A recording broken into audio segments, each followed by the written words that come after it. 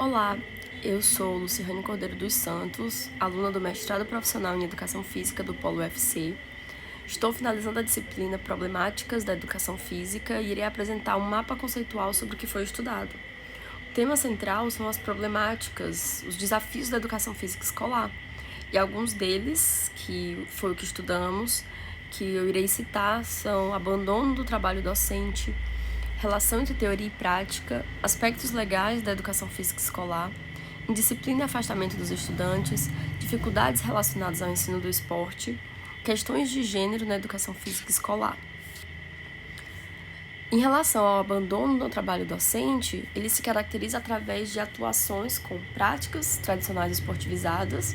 Então, nesse caso, as aulas elas são em formato de treino, focadas apenas nos esportes tradicionais, e por isso elas são excludentes, pois apenas busca os mais habilidosos, quem tem talento.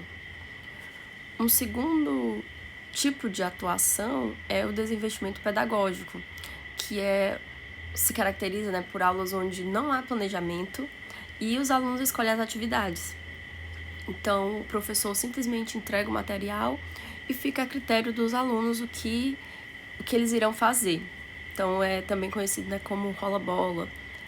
Então, essas duas práticas, essas duas situações, atuações profissionais, elas se caracterizam como abandono do trabalho docente. Ou seja, não há uma preocupação de fato com o ensino integral dos estudantes. Uma segunda problemática é a relação entre teoria e prática. Isso acontece e é um problema porque há ainda uma dicotomia em saberes conceituais que deveriam estar relacionados com a prática, porém isso não acontece. Então tem os saberes conceituais e os saberes práticos, que são muitas das vezes mais valorizados, tanto pelos professores, como pelos estudantes. Então não há essa relação entre teoria e prática. Isso é um problema porque também não contribui para uma educação integral, também descaracteriza a educação física. Ela perde o seu valor enquanto uma disciplina que tem conhecimentos importantes para serem estudados. E uma terceira problemática são os aspectos legais da educação física escolar, que embora as leis elas tenham trazido algumas contribuições para a educação física, mas algumas dessas leis foram LDB de 1961, LDB de 1971, de 1996 e a Lei número 10.793/2003. Então, essas leis trouxeram avanços, mas em alguns momentos trouxeram também alguns retrocessos ou algumas situações que a gente precisa interpretar melhor essa lei. Na LDB de 1961, foi quando a educação física apareceu como obrigatória nos cursos primários, porém era obrigatória até os 18 anos de idade. 10 anos após essa lei, em 1971, a educação física ela continuou sendo obrigatória, só que em todos os níveis de ensino, mas ela era facultativa em alguns casos, sendo eles trabalhar mais de 6 horas por dia e estudar à noite, ter mais de 30 anos, prestar serviço militar, ser fisicamente incapacitado. Então, essas facultatividades mostravam que se via a educação física apenas como uma prática, em que você estivesse cansado, você não conseguiria participar da educação física. E tinha, nessa lei, a educação física tinha caráter de atividade, passando a ideia de que não necessitava de reflexão teórica, de que era apenas uma prática, era apenas uma atividade, não se tinha conhecimentos que deveriam ser repassados, reflexão teórica. E isso era um problema para a educação física. Em 1996, a LDB de 96, ela teve uma mudança. Em vez de ser uma atividade, ela considerou a educação física como um componente curricular, o que foi algo positivo, porque considerava que a educação física era uma disciplina como as outras, ela fazia parte do currículo escolar. E passou a ser facultativa nos cursos noturnos. Então, tirou aquelas facultatividades, né, de quem trabalhasse mais de 6 horas, 30 anos, apenas deixou facultativa para quem fosse dos cursos noturnos, né? Também era algo a ser discutido, mas teve essa mudança. Em 2003, na lei número 10.793, foi feito um ajuste na LDB que apresentava como componente curricular obrigatório. Então, em 1996, estava como componente curricular, mas deixava uma brecha de que poderia não ter em algum nível de ensino, né, poderia deixar essa disciplina de lado em algum momento. Então, em 2003, colocou como componente curricular obrigatório, então ela tinha que estar presente. Só que ela trouxe novamente aquelas facultatividades que já tinham sido retiradas. Facultatividade a trabalhadores, pessoas com mais de 30 anos, militares, mulheres com prole. Então, essa lei retornou com essa facultatividade, e o que deixava muitas escolas, muitos alunos e professores com a ideia de que seria simplesmente liberado das aulas. Mas se a gente compreender direitinho a lei, ela está se referindo à prática da educação física e não à aula. Porque, como sabemos e como a gente viu na relação entre teoria e prática, existe esse conhecimento conceitual e prático. Mesmo que você não participe da prática, tem ali um conhecimento a ser aprendido. Então, o aluno não está totalmente dispensado da aula, ele não tem que estar presente. Ele tem que estar presente, porém, não participa da prática, mas ele tem que estar presente na aula. Então, é algo que muitas pessoas podem interpretar de uma forma errada essa lei, e aí isso passa a ser um problema, né? Quando interpretam de uma maneira equivocada, de que o aluno não precisa comparecer às aulas de educação física, que ele não precisa fazer nenhuma atividade, que ele não vai ser avaliado. Então, precisa ter essa consciência de que se ele tem alguma dessas características, ele não participa do momento prático, mas ele pode ser avaliado de outras formas, e estar presente na aula é um requisito importante. E uma quarta problemática é a indisciplina e afastamento dos estudantes.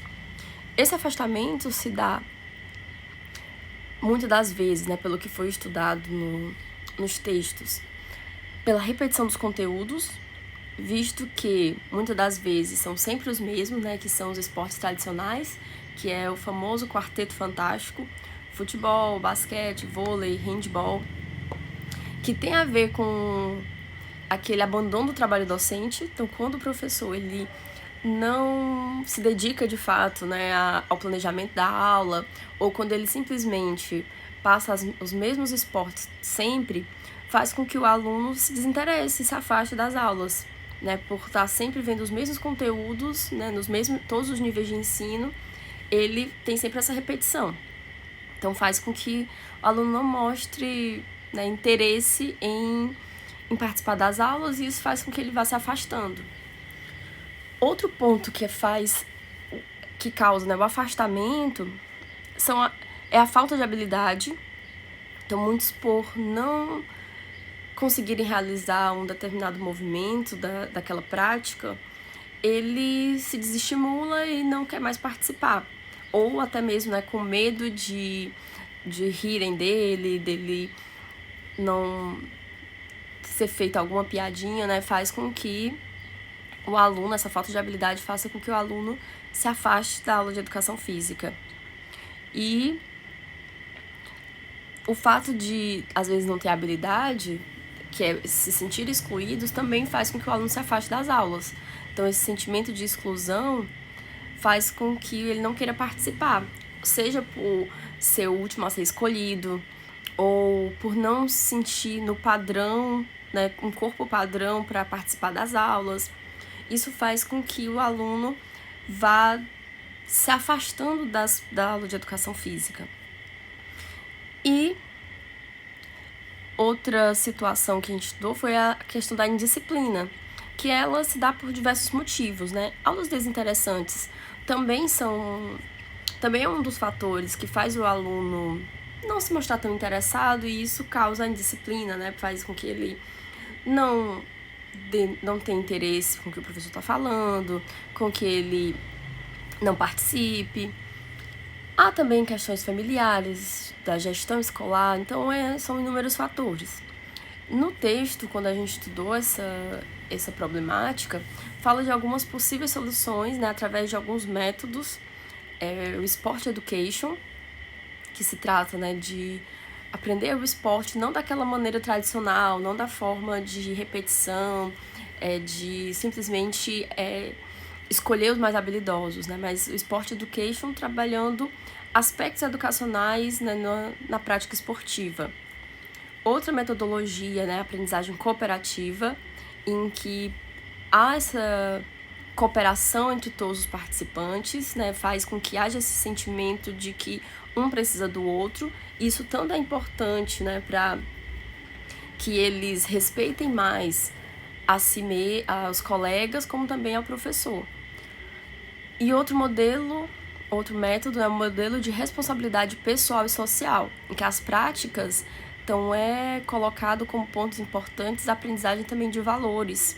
Então, esses 3 métodos, eles são importantes e podem contribuir tanto para o afastamento, né, para diminuir esse afastamento das aulas, como também diminuir a indisciplina dos alunos.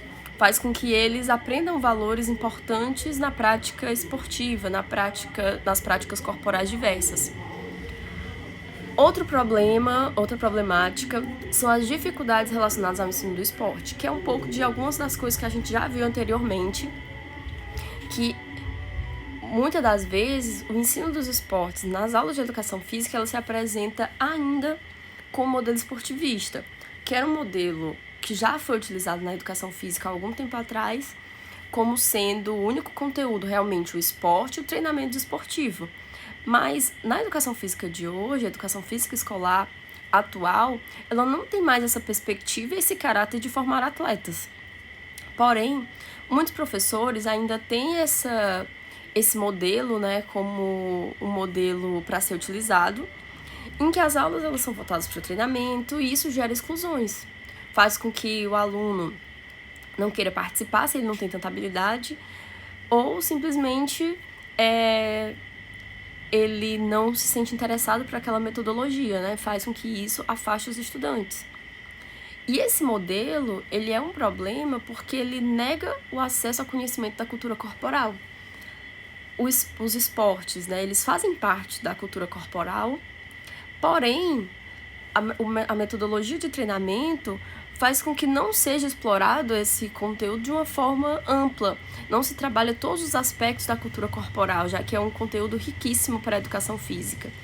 Porém, se tratar apenas do treinamento desportivo, você está negando esse acesso ao conhecimento. E trabalhar somente esportes nega também as outras possibilidades, né? Trabalhar a ginástica, as lutas, a dança, que também fazem parte da cultura corporal. Então, se estiver privilegiando somente os esportes, está negando. E mesmo dentro do conteúdo de esportes, uma gama de possibilidades existe que também trabalha a cultura corporal. E uma última problemática estudada foi as questões de gênero na educação física escolar. Que essas questões de gênero, elas são questões que se refletem em problemas culturais e sociais, pois tanto na cultura como na sociedade, eles ditam aquilo que é considerado feminino e masculino.